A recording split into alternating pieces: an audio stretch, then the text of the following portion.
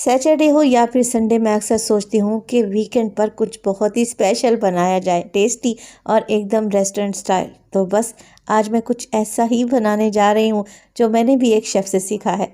बिस्मिल्लाहिर्रहमानिर्रहीम, अस्सलाम वालेकुम।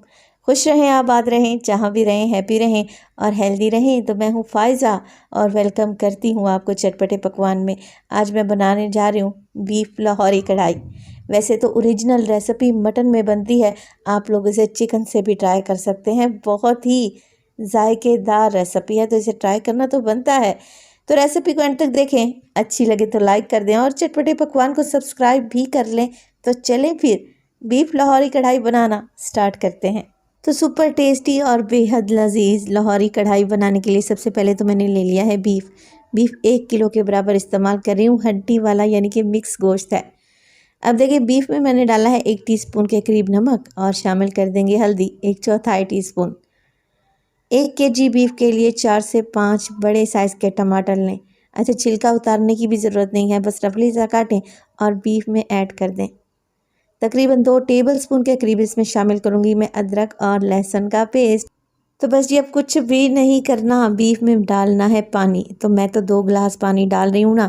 अगर आप ये रेसिपी मटन से या चिकन से बनाएं तो पानी की मिकदार को कम कर दें, और अगर प्रेशर कुकर में बना रहे हैं तब भी पानी थोड़ा डालें।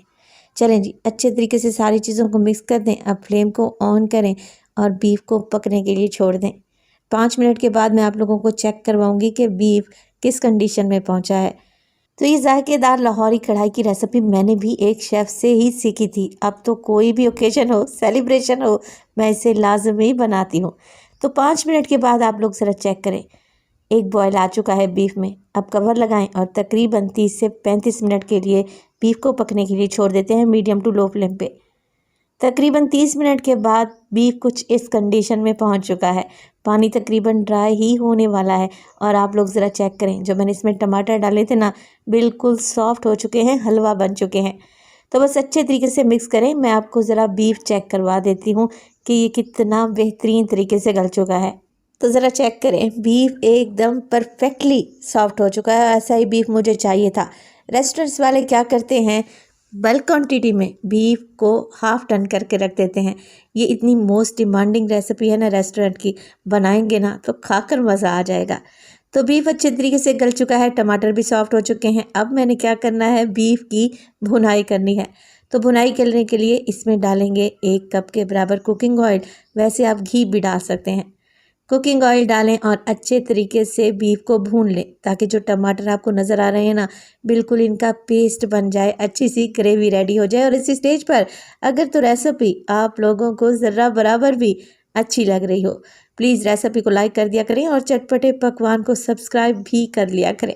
तो ऑयल शामिल करने के बाद इसमें बाकी के मिर्च मसाले भी डाल दूंगी, जो ज़्यादा नहीं है। सिर्फ और सिर्फ डालूंगी मैं इसमें लाल मिर्च का पाउडर 1/2 टेबल स्पून और 1 टीस्पून डलेगा इसमें पिसा हुआ गरम मसाला। That's it. इन्हीं मसालों का ही सारा चक्कर है और यकीन करें, ये लाहौरी कढ़ाई बहुत ही अमेजिंग रिज़ल्ट आपको देगी। तो यहाँ पर अच्छे तरीके से मैं भुनाई करूँगी 4 से 5 मिनट के लिए, जब तक ऑयल ऊपर नहीं आ जाता, बीफ भुन नहीं जाता। तो जब तक बीफ की भुनाई हो रही है, मैं यहाँ पर क्या करूँगी, 1 कप के बराबर फ्रेश दही ले लूँगी। दही का इस्तेमाल करेंगे, मगर दही ज़्यादा खट्टा नहीं होना चाहिए, क्योंकि ऑलरेडी टमाटर भी तो हमने इस्तेमाल किए हैं ना कढ़ाई में। तो यहाँ पर फ्रेश दही का इस्तेमाल करें। 1 कप और आधा कप इसमें डालें फ्रेश क्रीम, यानी कि टेट्रा पैक की क्रीम, किसी भी अच्छे ब्रांड की ले लें। और दोनों चीज़ों को अच्छे तरीके से मिक्स करें, गाढ़ा सा पेस्ट बनाकर रेडी कर लें। कोशिश करें दही में गुठलियाँ नहीं रहनी चाहिए। चलें जी, चलते हैं बीफ की तरफ, जिसे भूनते हुए मुझे तकरीबन 7 से 8 मिनट गुजर चुके हैं। तो अब आप लोग ज़रा चेक करें, टमाटर आपको इसमें नज़र नहीं आ रहे ना, इतनी ही अच्छे तरीके से आपने बीफ की भुनाई करनी है। अब जो हमने दही और क्रीम का मिक्स बना कर रखा हुआ था, उसे डाल देंगे। 1 किलो गोश्त की परफेक्ट रेसिपी है। क्वांटिटी गोश्त की कम करना चाहते हैं तो सेम रेसिपी से इंग्रेडिएंट्स की क्वांटिटी को भी कम कर लें। अच्छा, दही और क्रीम डालते वक्त मैंने फ्लेम को लो कर दिया था, ताकि दही क्रीम फटेगी नहीं, गुठलियाँ नहीं बनेंगी, एक स्मूथ सी ग्रेवी बनकर रेडी होगी। तो बस मिक्स कर लें अच्छे तरीके से, फ्लेम को लो ही रखें और मज़ीद 5 से 6 मिनट के लिए बीफ को पकने के लिए छोड़ दें। अच्छा, वैसे तो बीफ बिल्कुल गल चुका था, मैंने इसकी अच्छे तरीके से भुनाई भी कर ली थी। अब मज़ीद 5 से 6 मिनट इसलिए पकाऊंगी कि दही का कच्चापन दूर करना है। दही को भी पकाना लाजमी है, तो 5 से 6 मिनट के लिए पकाएं जब तक ऑयल ऊपर नहीं आ जाता, हल्की हल्की सी गाढ़ी सी ग्रेवी ना बच जाए। वैसे आप चाहें तो इसको मुकम्मल तौर पर ड्राई भी कर सकते हैं, मगर मैं इसकी ग्रेवी छोड़ूंगी क्योंकि नान चपाती के साथ या फिर पराठे के साथ यकीन करें खाकर मज़ा आ जाएगा। तो जैसे ही ऑयल ऊपर आ जाएगा मैं इसमें डाल दूंगी हरी मिर्चें, हरा धनिया और शामिल करेंगे बारीक कटे हुए अदरक के स्लाइस। तो देखें, लग रही है ना टेस्टी, खाएंगे ना तो खाते ही रह जाएंगे, इस बात की तो मैं आपको गारंटी दूंगी। गर्मा गर्म तंदूरी रोटी के साथ सर्व करें या फिर खमीरी रोटी के साथ।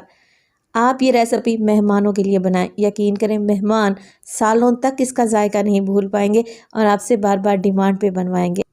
तो अगर आप ये लाहौरी कढ़ाई बीफ से नहीं बनाना चाहते तो मटन से बना लें, चिकन से बना लें, मगर ट्राई लाजमी करें। मैं आपको बीफ चेक करवा देती हूँ, एकदम आपके मुंह में घुलता जाएगा।